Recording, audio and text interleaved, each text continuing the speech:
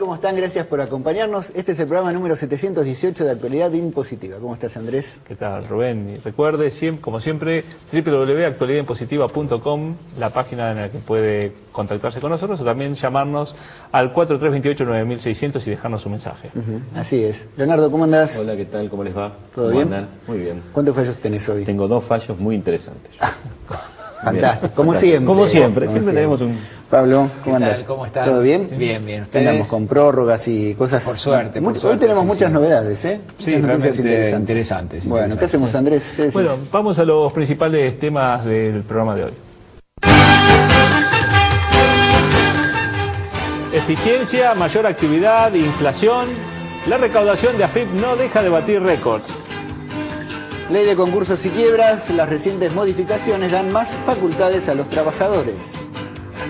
Transporte de mercaderías en provincia de Buenos Aires. ARBA hizo aclaraciones respecto al régimen del COT. Luego de las cenizas llegan las ayudas a los afectados por el volcán Peyehue.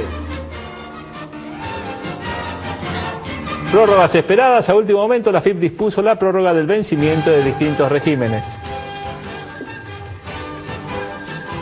Bueno, muy bien. Y este último título era una de las noticias más esperadas, ¿sí, Pablo? Indiscutiblemente, ya desde algunos programas veníamos comentando cómo las necesidades de este nuevo régimen de información que la AFIP está recibiendo, junto con las declaraciones juradas, enviar vía informática, vía mail, la copia, el PDF que tiene que ver con los balances de las sociedades que cerraban sus ejercicios y lo han cerrado durante el año 2010 y que lo cerraban el 31 de diciembre del 2010 concretamente, tienen que presentar hasta el 30 de junio también todas las declaraciones, todos los informes de los auditores como información complementaria de las declaraciones juradas de impuestos de las ganancias oportunamente presentadas.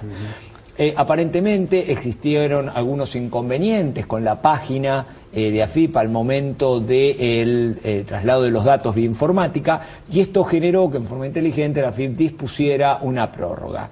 Esta prórroga es, y no es un tema menor, muchachos, para tenerlo presente, es de un mes, con lo cual esperemos que ya regularizado el funcionamiento y este cuello de botella que se genera producto de el envío mancomunado de los distintos contribuyentes respecto de su información, permita el debido cumplimiento de todos aquellos que debieron haber cumplido a lo largo de este tiempo. Recordemos que esta norma establecía como compromiso presentar hasta el 30 de junio todos los balances que hubieran cerrado a lo largo del año 2010. Es decir, no solo históricamente correspondía la presentación con el del 31/12, sino que adicionalmente se había completado con todos los del periodo anterior. Indiscutiblemente esto generaba algún conflicto porque o no estaba la información o tenía que recopilarse, había que revisar todo. Especialmente los balances al 31 de diciembre, sí, que a veces normalmente puede haber situaciones donde se estira un poquito más la parte formal, especialmente en las pymes,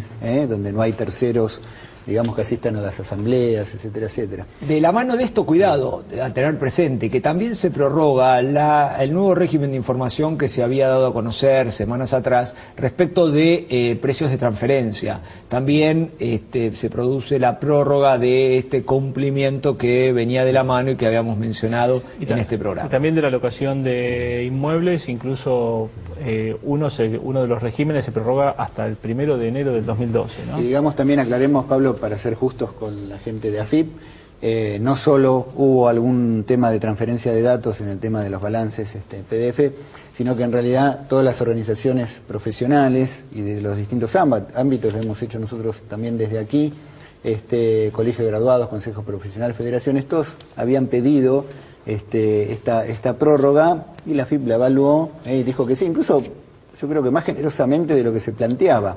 Lo tiraron hasta fin de julio, cuando por ahí se pedían, aunque sean 15 días más. Así que la verdad, gracias, estamos todos muy agradecidos por esto. Andrés, vos mencionabas la prórroga básicamente de algunas de las pautas del régimen de locación, del registro. Vos, digamos, es importante recordarles que esta resolución a la cual vos aludías es la resolución 3139. Esta resolución que apareció la semana pasada, lo que nos daba era, de algún modo, la adecuación del texto original planteado a través de la resolución 2008-20, todo este registro y mecanismos de información que van por dos carriles diferentes. Uno es el régimen de información que deben cumplir algunos sujetos respecto de las operaciones de locación que realicen bajo determinadas condiciones. En cambio, esto no, digamos, es diferente al respecto al registro de aquellos sujetos locadores que deben informar en forma aislada o separada la locación de inmuebles. Es por eso que se han dado algunas precisiones, como por ejemplo referirse exclusivamente a inmuebles situados en el país, otras de las precisiones o de las exclusiones que se dan, quiénes eran los sujetos obligados, qué ocurría en los casos de cesiones de derechos que generen adjudicaciones, casos concretos de los fideicomisos. Es decir, se amplió de algún modo la mecánica utilizando esta resolución 3139 para darle algunas precisiones que a lo largo de estos meses se habían generado. Y efectivamente, algunas de estas pautas del régimen se han prorrogado para el 1 de enero del 2012. Leo, ¿tenías un fallo? Un fallo. A ver, un contribuyente presenta sus declaraciones juradas. Evidentemente este contribuyente no sabía cuánto era lo que tenía que reflejar en esas declaraciones juradas. Presenta la declaración jurada en cero. Es decir, no declara absolutamente nada. Luego viene una inspección y detecta que había un ajuste impositivo para hacer, rectifica esas declaraciones juradas y paga el impuesto con más los intereses. Naturalmente, cuando uno tiene un ajuste hecho por una inspección, le aplican una multa muy gravosa, el artículo 46 de la ley 11683 al contribuyente, y el contribuyente apela esa sanción al Tribunal Fiscal diciendo que realmente él no tuvo intención de evadir, no tuvo ningún tipo de negligencia ni culpa cuando había realizado la declaración jurada y que debía dejarse sin efecto la multa. Pero presentó la primera, la original en cero.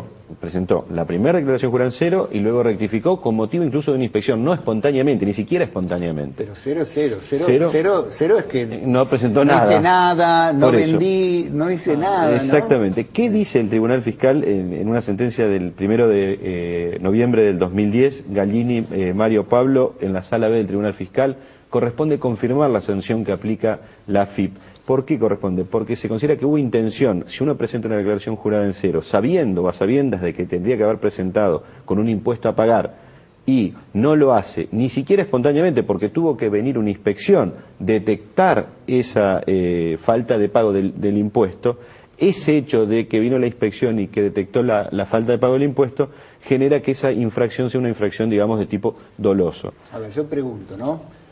A las cámaras, a los cámaras, con todos estos programas que ustedes vienen asistiendo, que ya vienen conociendo, ¿corresponde la infracción, la multa? Sí, hasta ellos dicen que sí. Si se presentan cero, es muy difícil decir yo no tuve la culpa. Es muy difícil defender una cosa como esta. Lo que es importante que muchas veces al contribuyente es que cuando no saben qué hacer presentan la declaración jurada en cero, después se dan cuenta o realizan toda la liquidación del impuesto y les da a pagar y espontáneamente se presentan y por ahí la DGI aplica este tipo de multas gravosas que prevé el artículo 46.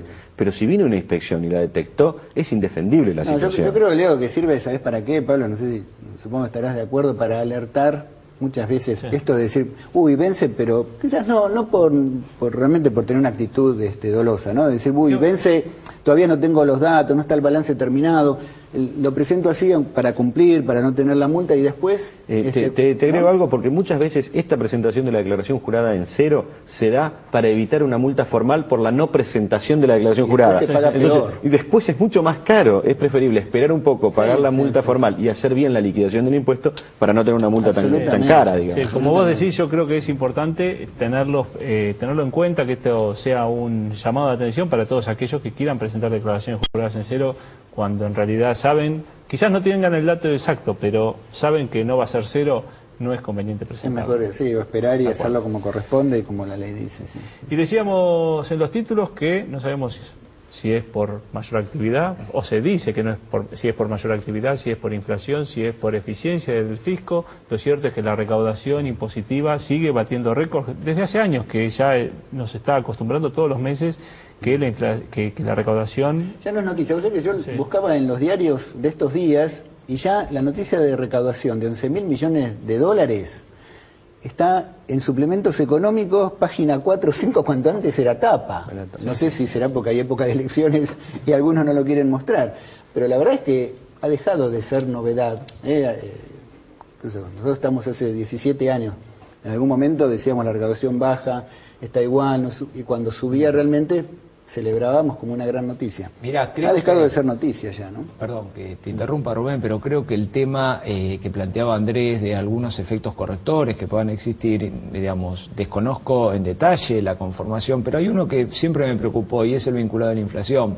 Y esto lo hemos discutido con algún funcionario y dicen que estos cálculos están abstraídos, es decir, no está considerada adecuadamente, está considerada adecuadamente la inflación, es decir, no es que el aumento de los precios o de las canastas de bienes esté dando un incremento recaudatorio, sino que esto está en moneda homogénea, con lo cual en principio no estaría afectando a la recaudación. No, acá, digamos, hay estadísticas oficiales obviamente en moneda homogénea. Los datos se presentan en moneda, por eso también la diferencia interanual. Discúlpame, porque ahí tenemos en la pantalla un cuadro que es bastante simple. Podemos pedir el crecimiento si lo puede mantener. ¿No? El crecimiento en dólares. Arranca esto en junio del año 96 con 3.706 millones de estamos hablando de hace 15 años atrás, 3.706 millones, y tuvo un récord allá en el 98 de 4.600, junio del 2002, plena crisis, 1.264 millones de dólares, y hoy estamos en 11.884 millones. Creo que se puede hablar de inflación, se puede hablar de ajuste, lo que fuere, pero bueno, la verdad mirá, es que te cuento, digamos, la inquietud que decía Pablo. Ganancias, casi un 45%. Como digamos los más salientes, ¿no? Débitos y créditos un 45%, contribuciones patronales un 40%, más que las subas salariales que ha habido interanuales, obviamente, y en promedio un 30%. La meta presupuestaria, obviamente proyectada, porque el presupuesto no está aprobado, ya está holgadamente cumplida y o sea, evidentemente los números son buenos. Hay parte de reacomodamiento de precios, sin ninguna duda. Vamos a ver seguramente el IVA reflejando el consumo de los aguinaldos, digamos, en los próximos meses, pero la suma de ganancias y el movimiento económico que refleja débitos y créditos evidentemente es importante. Esto no hay ninguna duda. Sí acompaña a estos comentarios el efecto fiscal que tiene el pago de impuestos, en particular en asalariados, ¿no? Días atrás estábamos reunidos con unos amigos, ellos trabajando en relación de dependencia, y mostraban... No decimos dónde estaba reunido con los amigos. ¿Cómo surgía del comentario conjunto que ellos hacían?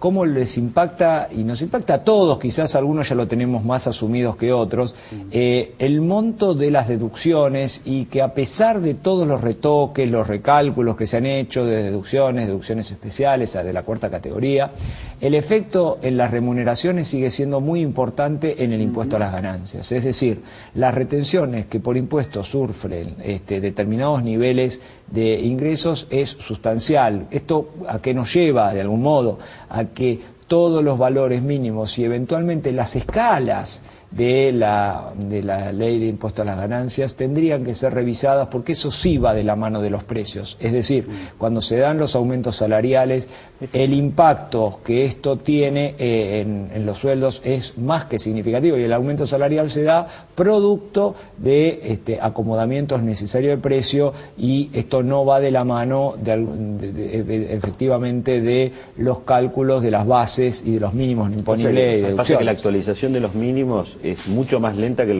el reacomodamiento de precios y de salarios que se produce de forma cotidiana. Este es el problema. Lo mismo pasa en penal tributario, en todas las normas que tienen un valor fijo, digamos. Exactamente, Hemos pedido un corte. Bueno. Vamos a un corte y ya volvemos con más actualidad impositiva.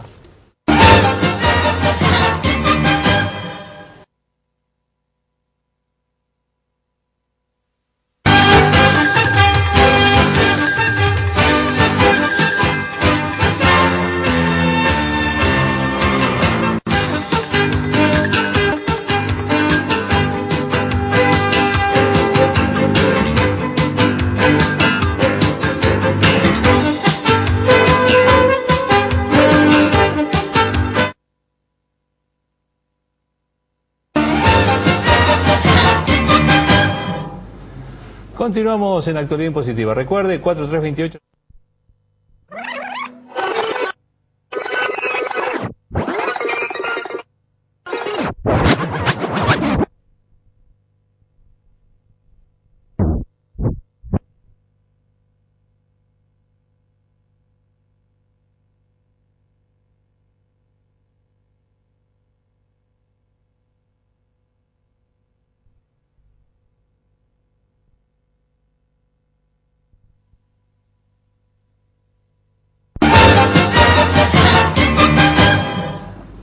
Continuamos en Actualidad Impositiva. Recuerde, 4328-9600, el teléfono en el que puede dejar su mensaje o contactarse con nosotros a través de www.actualidadimpositiva.com. Y recuerde que la semana que viene está la doctora Indy Feilenbogen en la columna previsional, así que todas las consultas previsionales que quiera hacer las puede dejar o enviar a través de nuestra página de internet. Sí, ya que hablas de llamados, bueno, hay muchos con temas previsionales, así que ya se lo hemos pasado a la doctora.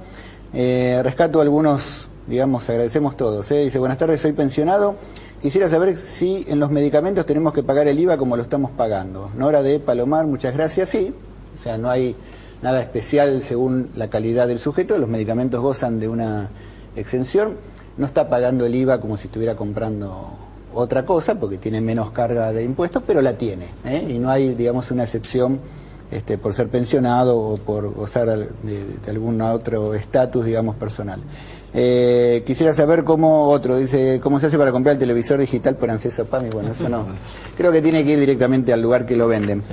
Y agradecemos a Fernando Contador de Capital, bueno, una consulta ya en otro programa la comentaremos. Claudia de Rosario.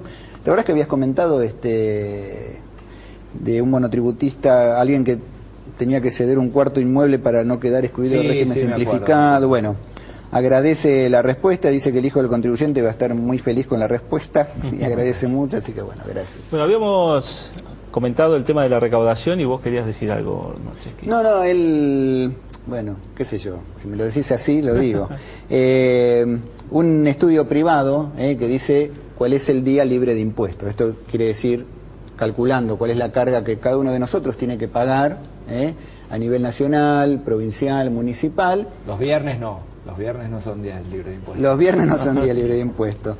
Dice, bueno, por ejemplo, una persona con un sueldo, digamos, o ingresos familiares de 5.000 pesos, pueden ser más de un sueldo, trabaja 170 días al año para cancelar todos los tributos nacionales, provinciales y municipales. Entonces, al día 171 se lo llama día libre de impuestos, ¿no? El año pasado fue más o menos también para esta fecha de junio-julio, así que no ha variado, digamos, mucho eso. Bueno, el día que el día libre sea el 31 de diciembre, avisen y ese año lo tomamos franco, porque quiere decir que todo el año trabajamos para pagar impuestos. Pero bueno, más o menos, después vamos a buscar para comparar esto con otros países. Durante todo ese periodo la gente va comiendo, vive, digamos. No, sí, desde ya. Es una manera de decir, ¿no? Es una manera de ponerlo, Leonardo. Bueno, muy bien. Dentro de las prórrogas no nos tenemos tampoco que olvidar de la que la Inspección General de Justicia ha dispuesto a través de la resolución 2 del 2011. Esta resolución, saben ustedes, viene a dar, de algún modo, poner un paño de agua fría en estas corridas que existían respecto de algunas entidades que tienen que informar a la Inspección General de Justicia el régimen de actualizar su información, su régimen de información, para lo cual no solo tienen que presentar últimos balances y ponerse al día con autoridades, domicilios y demás yerbas, sino que adicionalmente está el tema pendiente de que para hacer todo esto y haciéndolo es probable que surja el pago de tasas, las tasas adeudadas. Ya me parecía que no podía ser. Un pequeño detalle que se da en ello, ¿no? Entonces, bueno, se estableció una prórroga para asociaciones civiles y fundaciones, esa es la segunda prórroga que advertimos. Recordamos que esto estaba desde el año pasado, empezaba a vencer, ¿no? Es verdad. Diciembre del año pasado. Pero claro, te encontrás algunas entidades con algunos atrasos, con lo cual la puesta a punto de esto hace que al 30 del 9 se haya establecido como nuevo plazo para la presentación de este régimen de información para estas entidades, asociaciones civiles y fundaciones.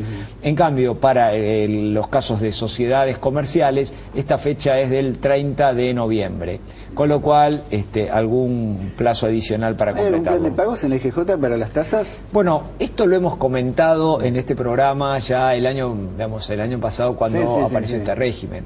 Es importante, muy trascendente a nivel social, contar con un registro actualizado de titulares o responsables de los entes, de las presentaciones o balances presentados. Pero también es importante contar con un régimen que facilite la regularización de esto, es decir, poder ingresar en planes de facilidad, como existió en algún momento, planes, las tasas que le corresponden a la Inspección General de Justicia. Ustedes saben que esto depende del capital que tenga cada uno. En el caso, estamos hablando, por supuesto, siempre enfocado a Ciudad de Buenos Aires, no existe un registro único de sociedades a nivel nacional, por ahora.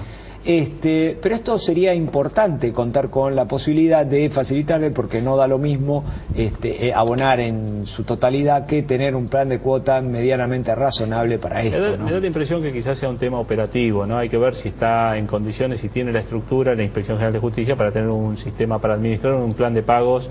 Se lo podría pedir prestado a la FIP, para saber cuándo vence, si caducaron, etcétera. Yo creo que se lo preparamos, o sea, si ese es el problema... No, yo coincido que puede. La informática colabora en todo eso. Totalmente, ¿no? El tema es la voluntad, porque creo que, así como en los regímenes de facilidades de pagos fiscales, la recaudación en esos meses indiscutiblemente se advierte algún salto, acá va a ocurrir lo mismo, ¿no? Y aparte le permitís a toda la gente que regularice una situación, porque si no siempre están de manera de incumplidores. Hay que pensar en las miles y miles de pymes que quieren regularizar y que por ahí, claro, la sumatoria de tasas se le hace pesado entre pagar eso y otra cosa y se atrasan con la Inspección de Justicia. Si hay un plan, seguramente regularizan todo. Yo lo pondría en un aprieto a Leo a ver si trajo el segundo fallo que siempre dice. Porque lo promete y no lo dice. No, y bueno, es que nunca llego a decirlo. Este es un fallo que lo traigo porque es bastante extraño. ¿En qué sentido? Es un monotributista que no tenía, digamos, el comprobante de pago del último mes, y llegan los funcionarios, le labran un acta y termina esto con la aplicación de una clausura por un día de su local comercial. Apela el contribuyente en penal económico en primera instancia, y primera instancia atiende a las defensas del contribuyente y dice: sí, está bien, hay que dejar sin efecto esta sanción porque es irrazonable, pobre contribuyente, pequeño contribuyente, en definitiva después apareció el pago y regularizó su situación. Este fallo de primera instancia en lo penal económico fue apelado por la FIP a la Cámara, y en la Cámara revoca el fallo de primera instancia y mantiene la sanción de clausura de un día del local comercial, porque dice que este contribuyente está sujeto a un régimen especial, que es el de monotributo, y que si no se lo sanciona en este sentido por el incumplimiento que que generó, estaría violando el derecho de igualdad de todos los demás contribuyentes que están en las mismas circunstancias y que están cumpliendo con todas las normas. Entonces queda, digamos, confirmada la sanción de un día de clausura del contribuyente por la Cámara, no así por primera instancia. Es un fallo que revoca el de primera instancia. ¿Qué sala es? Es la sala B en lo penal económico y es del 23 del 2 del 2011. Y el fallo es Angelini Bruno Roberto. Es decir, que cuando queda en primera instancia no se terminó. Suele ser estricta la sala B, es bravo. Yo en estos casos me puedo pensar en el monotributista que, para acceder ante la justicia, todos los costos que tuvo que tener para evitar una clausura de un día, y sin embargo yo creo que no se olvida más de pagar. Exactamente. Bueno, temita, se modificó la ley de quiebras y habíamos puesto en los títulos. A partir de ahora se le da más prioridad a los trabajadores para que adquieran la empresa en quiebra con sus créditos laborales. Entonces esto deroga la suspensión de intereses compensatorios de los créditos laborales, se suprime la suspensión de los convenios colectivos de trabajo. Es una modificación a la ley que de alguna manera facilita el acceso de los trabajadores a las empresas. Se le da más aire a las cooperativas de trabajo. La recuperación de empresas. Sí. La verdad que desconozco si han sido exitosas en aquellos casos en que han reconducido las empresas. Hay muchísimas que están trabajando y están trabajando bien. Sí, están las empresas funcionando. Dentro de las novedades que leíamos en los matutinos de estos días, aparece también la el proyecto de la creación de un denominado impuesto tecnológico o canon digital. Esto que es impulsado por algunas entidades de artistas o discográficas de protecciones de derecho de propiedad intelectual y con un amplio margen con el tema de la protección de lo que hace a los derechos intelectuales. Fue elevado al Senado, llega al Senado y en el Senado aparentemente en principio estaría hoy suspendido su trámite. Sí. Existían distintos intereses en todo esto, pero tal vez valga la pena esperar a que avance un poco más para el comentario técnico, porque bueno, no nos olvidemos que contamos con el impuesto al video, a los videos, a la locación. Sí, pero hay una cosa que es cierta, ¿no? Más allá del impacto que puede tener en los elementos tecnológicos. Digo, yo cuando veo, en general, es esto, ¿no?